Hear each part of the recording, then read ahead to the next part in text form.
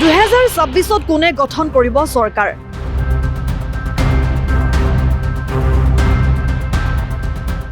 জ্যোতিষী ঈশ্বৰ শৰ্মাৰ চাঞ্চল্যকৰ ভৱিষ্যতবাণী। 2026 চনত ৰাজ্যত বিজেপি মিত্ৰজোঁটে চৰকাৰ গঠন কৰিব পাৰিবনে নাই সেই লৈ ব্যাপক চৰ্চা চলি থকাৰ সময়তে প্ৰখ্যাত জ্যোতিষী ঈশ্বৰ শৰ্মাৰ ভৱিষ্যতবাণীয়ে আন এক দিশৰ ইংগিত দিছে।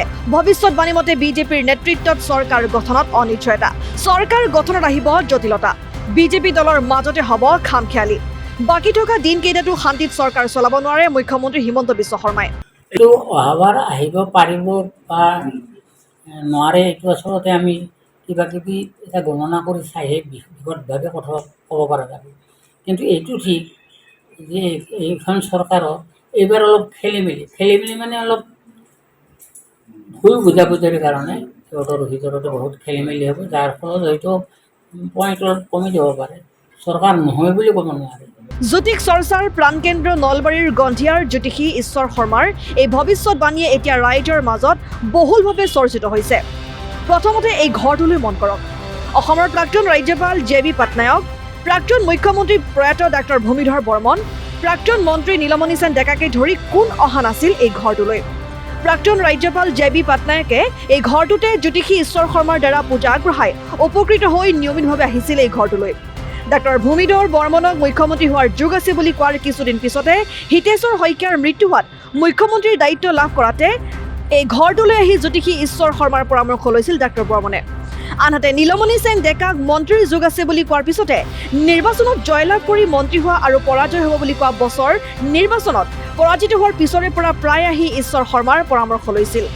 বহু যুৱক যুৱতীয়ে ঈশ্বৰ শৰ্মাৰ পৰামৰ্শ লোৱাৰ পিছতে চাকৰি পোৱাৰ উদাহৰণ আছে। আনকি ঈশ্বৰ শৰ্মাৰ পুত্ৰ তুলেন শৰ্মাই পিতৃৰ পৰাই জ্যোতিষ চৰ্চা কৰি অসম গৌৰৱ জ্যোতিষ সম্ৰাট, জ্যোতিষ শিৰোমণি উপাধি লাভ কৰিছে। শদিয়াৰ পৰা ধুবুৰীলৈ বিভিন্ন প্ৰান্তৰ লোক প্ৰতিদিনে জীৱনৰ ঘাট প্ৰতিঘাতৰ প্ৰতিকাৰ বিচাৰি ভিৰ কৰে এই ঘৰটোত। বিখ্যাত জ্যোতিষী ঈশ্বৰ শৰ্মা এতিয়া কিছু অসুস্থ হোৱাৰ বাবে পুত্ৰ তুলেন শৰ্মাই চলাই আছে জ্যোতিষ চৰ্চা। জ্যোতিষী ঈশ্বৰ শৰ্মাৰ পূৰ্বৰ সকলো ভৱিষ্যতবাণী সঁচা প্ৰমাণিত হোৱাত শেহতীয়াভাৱে 2026 চনত বিজেপি চৰকাৰ গঠনত অনিশ্চয়তাৰ বিষয়ে কৰা ভৱিষ্যতবাণী এতিয়া ৰাইজৰ মাজত বাৰুকৈ চৰ্চিত হৈছে। অৱশ্যে এইবাৰৰ ভৱিষ্যতবাণী বাস্তৱত পৰিণত হয় নে নহয় ইয়াৰ বাবে ৰ'ব লাগিব 2026 চনলৈ। ইয়াত ডাঙৰ ডাঙৰ মানুহটো এতিয়া অসমৰ ভিতৰত চবচে ডাঙৰ মানুহ ৰাজ্যপালে। ৰাজ্যপালো আহিছে 11 চনত। 11 চনত মোৰ ৰাজ্যপাল আহিছে, ইয়াতে পূজা কৰিছে, পূজা কৰি প্ৰতিকাৰ নিছে। ঠিক তেনেকৈ ৰাজনীতিৰ যিবিলাক নেকি বীৰ আছে, অৰ্থাৎ যিকেইটা মানুহ আছে সেইকেইটাই প্ৰায় আহিয়ে থাকে। যেনেকৈ নীলমণি সেন ডেকা, ভূমি বৰ্মনৰ মই জ্যোতিষী আছিলোঁ, আনিৰাম ৰাভা, দ্বিজেন ব্ৰহ্ম, আৰু শিক্ষামন্ত্ৰী হেমপ্ৰকাশ নাৰায়ণ, এইবিলাক ইয়াত আহিয়ে থাকে। এইটো অহাবাৰ আহিব পাৰিব বা নোৱাৰে, এইটো আচলতে আমি কিবা কিবি এটা গণনা কৰি চাইহে বিশদভাৱে কথা ক'ব পৰা যাব। কিন্তু এইটো ঠিক যে এইখন চৰকাৰৰ এইবাৰ অলপ খেলি মেলি মানে অলপ ভুল বুজাবুজিৰ কাৰণে সিহঁতৰ ভিতৰতে বহুত খেলি মেলি হ'ব, যাৰ ফলত হয়তো পইণ্ট অলপ কমি যাব পাৰে, চৰকাৰ নহয় বুলি ক'ব নোৱাৰে। 2007 পৰা মানে এনেই খুব কম পৰিমাণে কৰি আছিলোঁ। 2011 পিছত মই মানে জ্যোতিষৰ ওতঃপ্ৰোতভাৱে লাগিলোঁ।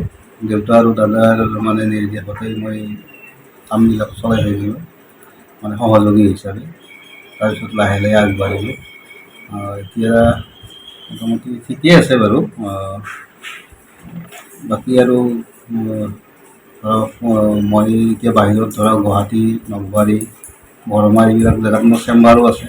তাত সময়ে সময়ে যাই মই উপস্থিত হওঁ, তাত মানুহবিলাক আহে অতি শিকায়, সেইখিনিয়ে আৰু।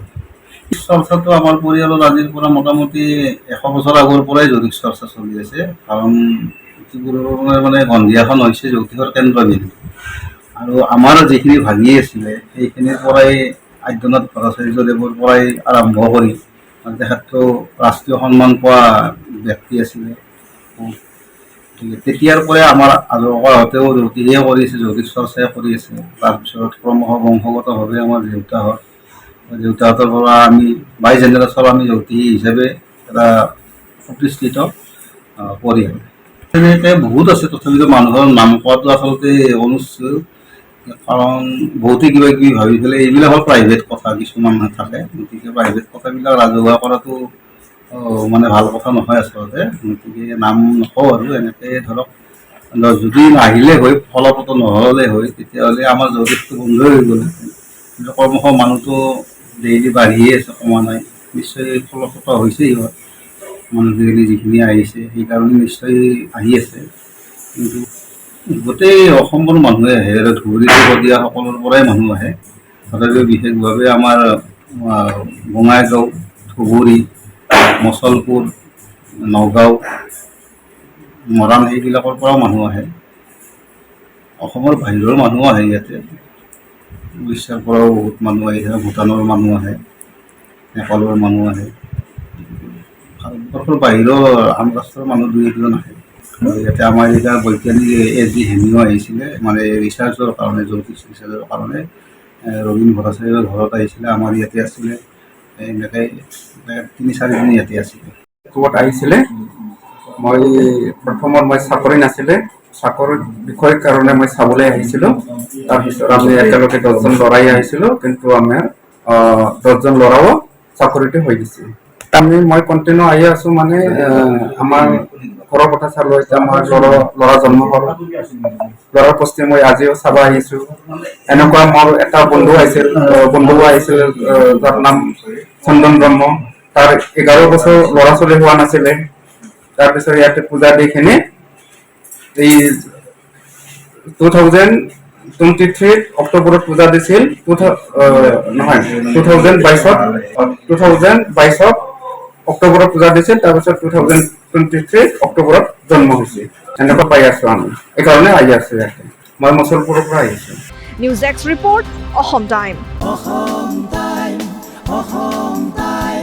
ৰাইজৰ কণ্ঠ অসম টাইম। ঘৰত আনন্দ আৰু সম্পৰ্কৰ চমক বজাই ৰাখিবলৈ জৰুৰী হৈছে সকলো আনন্দময় মুহূৰ্তত মৰমৰ উপহাৰ দিয়াটো। সেইবাবে মধুশ্ৰী জুৱেলাৰ্ছে আনিছে সকলো ৰঙীন ক্ষণৰ বাবে বিশেষ গহনা। হীৰাৰে হওক, সোণৰে হওক বা ৰূপৰে হওক, শ্ৰেষ্ঠ ডিজাইনছ আৰু হলমাৰ্কযুক্ত গহনাই ৰাখে সম্পৰ্কক নিখুঁত। তেনেহ'লে আজিয়ে আনক আনন্দ মধুশ্ৰী জুৱেলাৰ্ছৰ সৈতে। যোগাযোগ কৰক 7002800341 নাইবা ভিজিট কৰক LNB ৰোড, নলবাৰী, অসম।